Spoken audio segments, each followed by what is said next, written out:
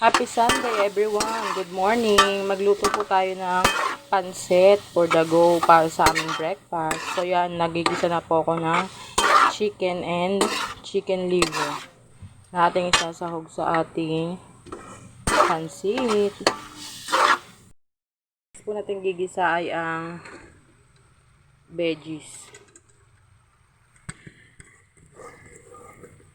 Kailangan simutin, Diyos ko, mas mahal pa yan sa karne, yung gulay. Napakamahal ng gulay.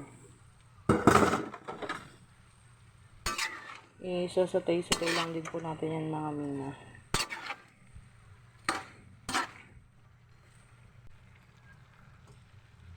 Dalawang oyster sauce na po yan mga mina.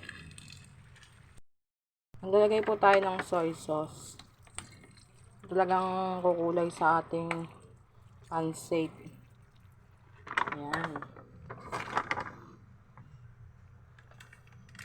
Nilagay din po tayo ng fish sauce or patis.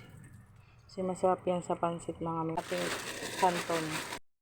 So yan ang ating canton. Wala pa tayong tubig dyan mga miya. Nagtubig lang talaga yung ating toyo pa lang talaga. Muna natin ito igisa mga mi kasi nababad ko na po sa tubig yung yung bihon. Mabilis na lang yun mga mi. Itong canton matigas-tigas pa po ito.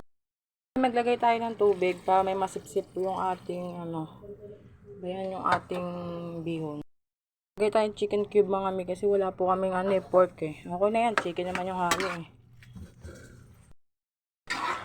Yan yung mga mi, nakalagay na ang ating bihon.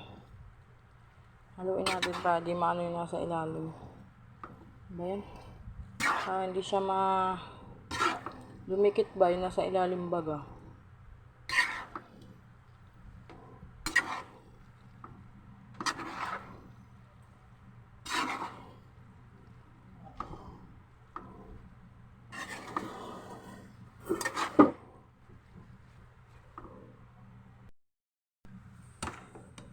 Luto na po ang ating pansit-pansitan. Ayan ang aming pansit. Ganyan siya kalaki mga mima. Nasa kalahating kilo ba yun o 1 kilo? Nasa 1 kilo na ata yun mga mi.